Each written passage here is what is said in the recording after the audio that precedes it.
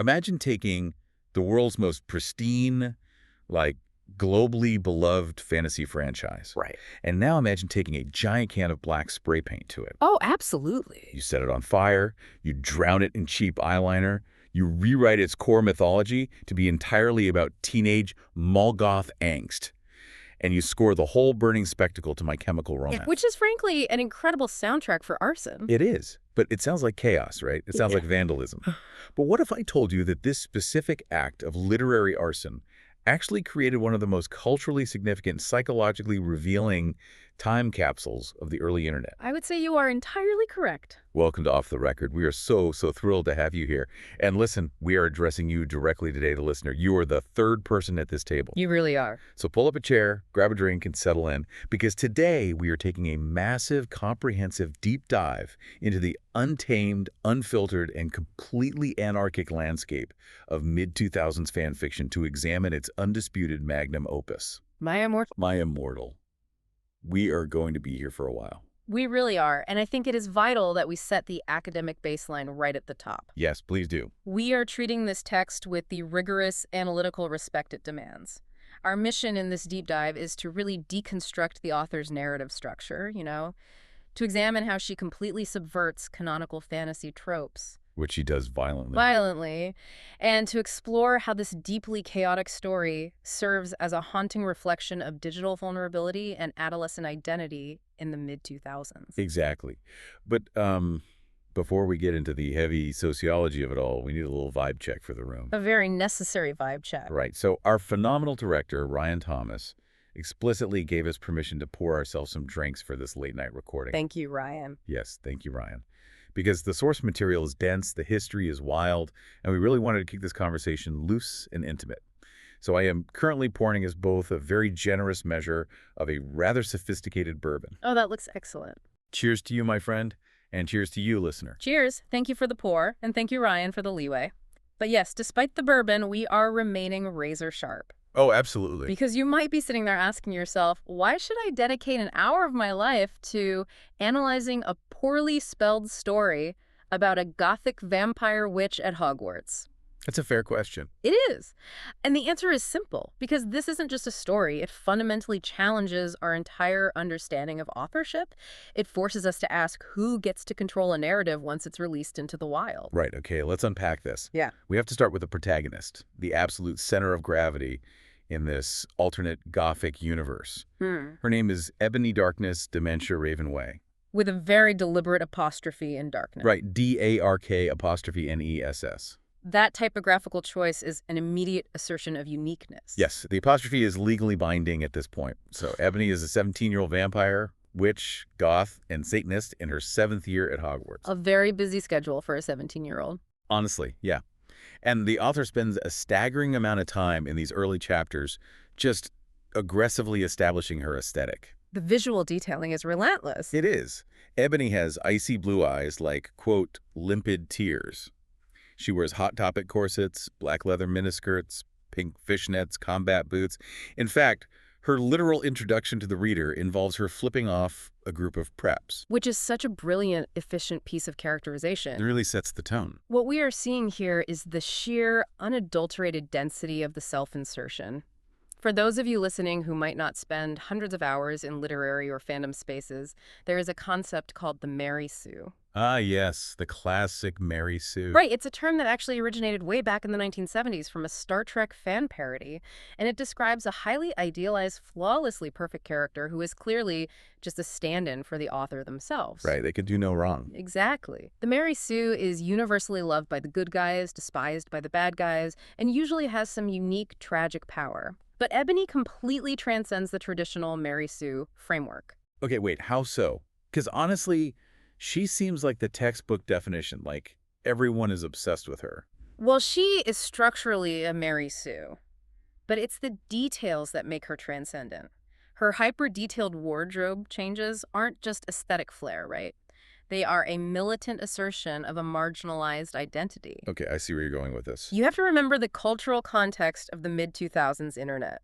To be goth or emo at a suburban high school was to be in direct, sometimes dangerous opposition to the mainstream prep culture. True. So every piece of clothing Ebony puts on, the pentagram necklaces, the simple plan t-shirts, the fishnets, it functions as psychological armor. I hear that, and I respect the idea of armor, but I have to push back a little on this. Go for it. Because reading through the source material isn't the constant brand dropping, just an early form of digital consumerism replacing an actual personality. Oh, that's an interesting angle. Right, because she explicitly tells us she buys all her clothes at Hot Topic. She constantly name-drops Gerard Way and Joel Madden as if they are personality traits. Is she really asserting a deep identity, or is she just regurgitating marketing demographics aimed at alternative teenagers? That is a highly valid critique. It really is. But I would argue that you can't separate the two in that specific era. Really? Yeah, in the digital landscape of the 2000s, consumerism and identity were inextricably linked for alternative youth. Let me explain why. Hot Topic wasn't just a retail store, it functioned as a liminal space. A liminal space at the local mall. Exactly. It was a sanctuary where a subculture that felt rejected by the real world was suddenly validated by commerce. By naming these specific brands in the text, the author is establishing a verifiable geographic reality for Ebony within a pure fantasy world. Wow, okay. She is anchoring the magic of Hogwarts in the tangible reality of mall culture. Okay, that makes a lot of sense. The anchoring is necessary because the actual world building around her is immediately wildly untethered from reality. Yeah. Oh, it goes off the rails instantly. Like in Chapter 2, she wakes up in a black ebony coffin with hot pink velvet lining, takes off her giant My Chemical Romance t-shirt, and goes down to the Great Hall where she eats Count Chocula cereal with blood instead of milk. The Count Chocula detail is genuinely one of my favorite images in modern literature. It's so visceral. It perfectly, almost painfully encapsulates the adolescent transition. You have this tension between the innocence of childhood represented by a cartoon breakfast cereal mascot and the dark, edgy, transgressive desires of adulthood represented by the consumption of blood. Blood instead of milk. She is caught exactly in the middle. And then her love interest, Draco Malfoy, rolls up flying a black Mercedes-Benz with the license plate 666. It's layer upon layer of subcultural signaling. It's brilliant. Taking a sip of this bourbon, by the way. Wow, that is extremely smooth. Ryan, good call on this bottle. It is excellent. Cheers again. Cheers. But this subcultural signaling is exactly how their author completely violently recalibrates the moral universe of J.K. Rowling. Yes, the moral universe is totally flipped. The foundational axis of the original text, good versus evil, Gryffindor versus Slytherin, is entirely erased. Morality in My Immortal is dictated solely by one metric. Are you gothic or are you a prep? And that profound shift in the moral axis dictates everything that follows. Which brings us to the introduction of Harry Potter. Oh, yes. Or, as he's known in this universe, Vampire Potter. Yeah. Here is where the text gets so deeply fascinating. The transformation is staggering. Vampire Potter now has spiky black hair with red streaks. Yeah. He wears heavy black lipstick. And the text explicitly states he looks like Joel Madden from Good Charlotte. The transformation of Harry into vampire is the structural linchpin of the entire narrative. A linchpin. The author has taken the ultimate canonical hero, the classic chosen one archetype, and entirely stripped him of his original narrative purpose. His heroism has absolutely nothing to do with the destiny to defeat Voldemort anymore. Not at all. His inherent worth as a character is now determined entirely by his proximity to Gothic culture and, crucially, his emotional vulnerability. Yes. It's brilliant. I was trying to figure out how to describe this feeling while I was reading the source text, and the best analogy I could come up with is this. It's like taking a classical, pristine symphony orchestra, handing them all distorted electric guitars, and forcing them to play Slipknot covers. Oh, wow. It's absolute, unapologetic rebellion against authorial intent. You take this globally beloved, multi-billion-dollar intellectual property, and you just deface it. You spray paint it black. I love that analogy. You are forcing classical instruments to produce dissonant noise. Fucking brilliant subversion, honestly. It is, and within this completely new dissonant hierarchy, the author constructs an intensely angst-ridden love triangle between Ebony, Draco, and Vampire. Which is incredible because in this lore, Draco and Vampire used to date. I know. It's just casually dropped in there. So we get this scene where Ebony catches Draco changing and she sees he has a tattoo. And it's not the dark mark. It's a black heart with an arrow through it that literally says vampire in bloody Gothic writing. Such a powerful image. And she instantly assumes he's cheating on her, calls him a bastard, and dramatically flees into the forbidden forest, crying tears of blood. What stands out to you about the mechanics of that scene? Because for me, as I was taking notes, I found myself feeling incredibly defensive of Vampire Potter's emotional vulnerability. Really? Yes, the text consistently depicts him as a deeply sensitive, tragic figure. He cries tears of blood. He's constantly in a state of depression. He has these deep, sorrowful, dark eyes. The eyes, yeah. The author places an immense premium on male emotional fragility, which is actually quite progressive if you think about it. He does have those eyes. Actually, I'm just noticing this now, but you kind of have those eyes. What? Yeah, in this studio lighting, you have very gothic sensitive eyes, just like Vampire Potter. Oh, Yeah. well, thank you. I don't wear colored contacts or anything, but I will absolutely take the compliment. I'm just saying, the Yeah. sensitivity is palpable across the table. Let me just top off our glasses here. We're doing great. Yes, thank you. So returning to the romantic triangle, it operates on a completely melodramatic soap opera frequency. Very soap opera. The misunderstandings aren't investigated, they are instantaneous and catastrophic. When Ebony sees the tattoo, there is no mature dialogue. There is only explosive rage and physical fleeing. Because teenagers don't have the emotional regulation for mature dialogue, which perfectly transitions us into how this text handles the people who are supposed to have emotional regulation, the adults. Oh boy. If the heroes of canon have been subverted, the authority figures have been absolutely decimated. We need to talk about the professors. This is perhaps the most hostile aspect of the text. Oh, it's so hostile. Mhm. Dumbledore, or Dumbledore as he's routinely called, is completely unhinged. Dumbly dork. Right. He doesn't offer sage advice. He constantly bursts into rooms screaming profanities at the students. There's a scene where he literally catches Ebony and Draco making out in the forest and screams, "What the hell are you doing, you motherfuckers?" The psychological gymnastics the author uses to justify this are amazing. In the author's notes, she claims Dumbledore is acting this way because he has a headache. A headache. It's this fascinating, paper-thin attempt to maintain some loose grip on canon while completely violating the core traits of the character. He's dropping massive F-bombs left and right, traumatizing teenagers because of a migraine. Ha ha! It's so funny. Dumbledore. It is very funny. It's just such a beautifully childish, petty insult.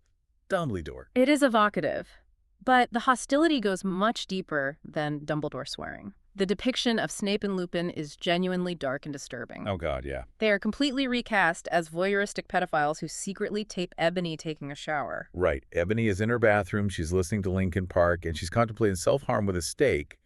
And yes, listener, she spells it S-T-E-A-K, like a literal piece of beef. A literal beefsteak. And she looks out the window, and Snape and Lupin are hovering on their broomsticks with a video camera. And what does she do? She shoots them with a gun. A gun at Hogwarts. She literally pulls out a Glock and shoots Snape and Lupin a gazillion times. Okay, let's break down the why of this, because this is textbook Jungian projection. Lay it on me. For the listener, when I say Jungian projection, I mean the psychological phenomenon where an individual takes their own internal fears, insecurities, or unconscious beliefs and projects them outward onto other people. Right.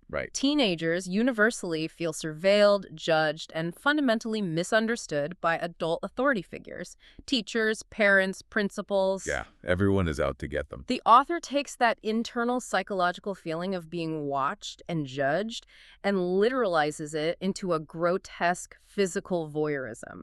The adults aren't just annoying, they are corrupt, perverted, and dangerous. Exactly. It's like, wait, what was I saying? Oh, right, the The camera. video camera. Yeah, the camera breaks when she shoots them. And then Hagrid, but spelled H-A-R-G-R-D-D, shows up. And Hagrid is a Hogwarts student now, and also a Satanist. Which completely recontextualizes his gentle giant persona into something far more subversive. He casts a spell to the tune of a 50 Cent and My Chemical Romance song. He literally yells, "Edgeless Marengo mi cremically Ramasio," and turns pink roses into a black flame. Pink roses, because pink is a prep color, obviously. Obviously. Pink is the enemy. But regarding Snape, what's fascinating is that the text actually oscillates on whether Snape is a pure villain or a tragic figure. Because later on, we find out Snape used to be goth. Wait, does it oscillate? I thought she just hated him because he was a prep and a perv. Well, yes, but he's a complex figure of authoritarian trauma. It reminds me, this whole projection of mistrust against teachers. It makes complete sense to me. Yeah. I had this geometry teacher in 10th grade, Mr. Henderson. Absolutely complete nightmare of human being. He used to just stand at the front of the class, staring at us, judging us, handing out detentions if you even looked at a geometric proof wrong. Oh, I hate that guy. He was the epitome of that arbitrary panopticon style authority that makes you feel totally powerless. You can't fight back because they hold the grades. That's exactly what Snape is doing here. He represents the systemic, suffocating oppression of the adolescent spirit. Wow. Yeah. Fuck Mr. Henderson, honestly. But The guy sounds like a total prick. You have such great anti-authoritarian vibes when you get fired up like this. I love it. Thank you. I really deeply relate to Ebony's need to violently rebel against these structures. It's cathartic. It is cathartic. Let's pour another round. Cheers to rebelling against Mr. Henderson. Gears tap. Okay. Okay. This is hitting perfectly. So this rebellion against authority figures doesn't just stop at the teachers. It literally breaks the space-time continuum. Which brings us to the time travel arc. The time travel arc. Because this is where my mind was completely, utterly blown. Ebony uses a time turner, which is also somehow pensive, to travel back to the 1980s. The temporal mechanics of this narrative are incredibly ambitious. Ambitious. It's a fucking masterclass in moral relativity. It really is. She goes back to the 80s to seduce Voldemort, who goes by the name Tom, or Satan, which is his middle name, so that he won't get his heart broken and turn evil. Yeah. She meets young Snape, Sirius, and Lucius, who are all hanging out together in a goth band called X-Black X-Tier X.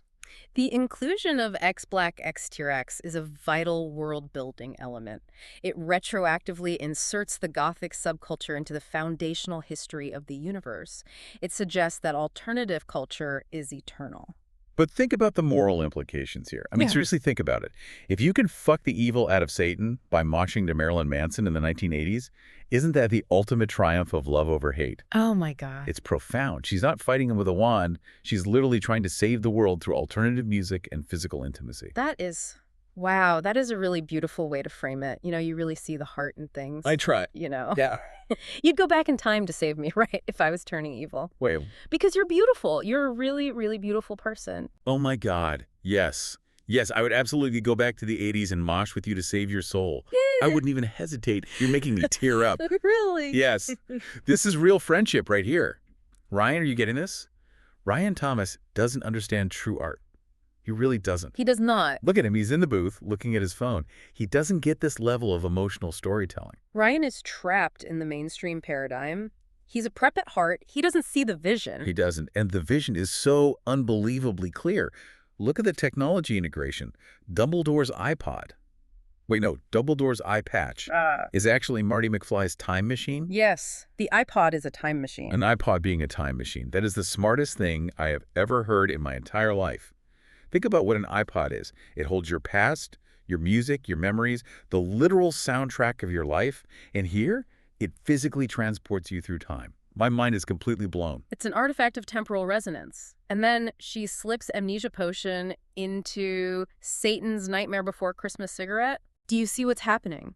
The layering of pop culture, IP, Back to the Future, Nightmare Before Christmas, Apple products, Harry Potter. It's a pastiche. A pastiche. It's postmodernism at its absolute peak. She is tearing down the walls between corporate properties and blending them into a single emotional truth. I'm so glad you agree. We are totally on the exact same wavelength tonight. Yeah. Okay, so she's in the 80s. She's trying to save Satan from becoming Voldemort. Yeah. But then tragedy strikes. We hit Chapter 39, The Hacker Troll. Oh, no. This is the darkest chapter in internet history. It is literal cyber warfare. Yeah. Chapter 39 is suddenly written by a prep hacker who steals the original author's account. And what does this hacker do? They kill Ebony, they turn her to ash, and they send her to a literal, inescapable hell. Now, from a sociological perspective, we have to look at this impartially. If we can. Right. It perfectly illustrates the profound vulnerability of the digital auteur. It's a fascinating digital turf war. The author, who has poured her soul into this gothic utopia, is suddenly stripped of her agency. Strip bare. The sanctuary is breached by the mainstream internet weaponizing anonymity to punish a subculture. We're observing a digital ecosystem balancing itself violently. But the hell? We have to talk about the specific details of the hell. The hacker forces Ebony to wear Abercrombie & Fitch and Hollister. An American Eagle. It is the ultimate degradation for her character, to be clothed in the uniform of the oppressor. It is a fucking tragedy is what it is. She looked down at her own body, and she is wearing a bright pink polo shirt with a little seagull on it.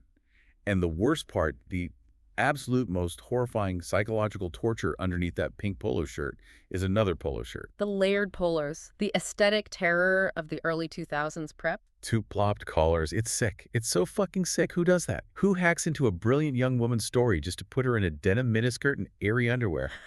I know you said it's a sociological turf war, but it just makes me furious. Okay, let's reset the recording. Let me just...